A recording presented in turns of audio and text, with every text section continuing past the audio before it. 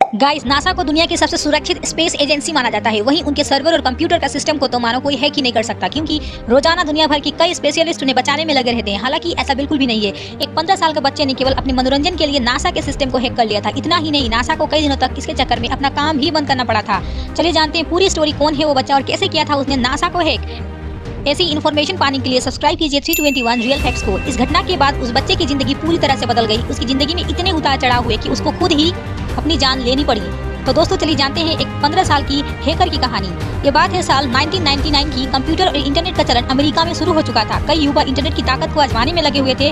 उनमें से एक था जोनाथन जेम्स। जेम्स उस समय महज 15 साल का था और कंप्यूटर की दुनिया को समझता था। कहते हैं कि उसका दिमाग कंप्यूटर के मामले में काफी तेज चलता था, इसलिए धीरे धीरे वो हैकिंग की ओर भी बढ़ने लगा। जेम्स ने कुछ वक्त बाद हैकिंग को अंजाम देना शुरू कर दिया, जिसके लिए उसने अपना एक नाम भी रखा था, जो कि कॉमरेड के नाम से जाना जाता था। अपने इस नाम के साथ जेम्स ने हैकिंग की दुनिया में कदम रखा और हैकिंग प्रोग्राम बनाना शुरू कर दिया। जिस उम्र में जेम्स के साथ ही खेलते कूदते थे, उस समय जेम्स कंप्यूटर के आगे बढ़कर कोडिंग करने में लगा हुआ था। कहते हैं कि धीरे धीरे जेम्स का हाथ हैकिंग में काफी अच्छा होने लगा था। छोटी छोटी हैकिंग के बाद अब वो कुछ बड़ा करने की सोच रहा था।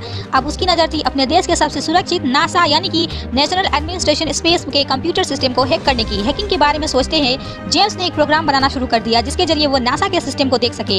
इतना ही नहीं, थोड़े ही समय में उसने एक ऐसा प्रोग्राम बना दिया। इसके बाद बस अब बारी थी उस प्रोग्राम को चलाने की। नासा पर अपना प्रोग्राम टेस्ट करने के लिए पहले जेम्स ने उसे एक लोकल स्कूल और एक स्टोर पर चलाकर देखा। दोनों के ही सिस्टम में कुछ ही पल में वो प्रोग्राम काम कर गया। इसके बाद जेम्स उनके कंप्यूटर के अंदर झांक सकता था और उनकी फाइल निकाल सकता था। कहते हैं कि इन दोनों ही सिस्टम में जेम्स ने लोगों की निजी जानकारी भी निकाली थी। प्रोग्राम के सही तरीके से चलने के बाद अब बारी थी नासा के सिस्टम में इसे चलाने की। इसके बाद जेम्स ने सीधे ही प्रोग्राम नासा के कंप्यूटर में भेज दिया।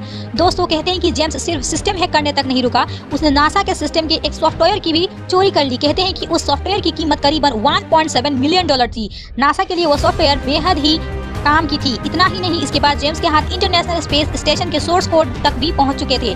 इसके जरिए ही अंतरिक्ष में वो सही से काम कर पाते थे। दोस्तों जेम्स को पता नहीं था कि नादानी में वो कितना बड़ा जुर्म कर बैठा है। शुरुआत में नासा भी इस हैकिंग का पता नहीं कर पाई थी। हालांकि कुछ ही दिनों बाद नासा को इस हैकिंग के बारे में पता चल गया। सोर्स कोड से छेड़छाड़ का जैसे ही नासा को पता लगा, उसने अपने सारे सिस्टम बंद करने पड़े। माना जाता है कि इसकी वजह से उन्हें करीबन $41,000 का नुकसान हुआ। कई और कंपनियों ने भी कहा कि उनके साथ हैकिंग हुई और उन्होंने काफी डेटा खोया है। इसके बाद सबको लगा कि ये कोई बड़ी हैकिंग ग्रुप का नाम है, इसीलिए तुरंत ही हैकर की खोज होने लगी। हर तरह से ढूंढा जाने लगा और अंत में उसका पता चल ही गया। गाइस, एक 15 साल के बच्चे का दिमाग सोचिए कि दुनिया के सबसे बड़ा स्पेस एजेंसी नासा को भी हैक कर लिया है। क्या आपको इसके पहले ये अमेजिंग स्टोरी पता थी? कमेंट सेक्शन में लिखकर चैनल को सब्सक्राइब जरूर कर देना।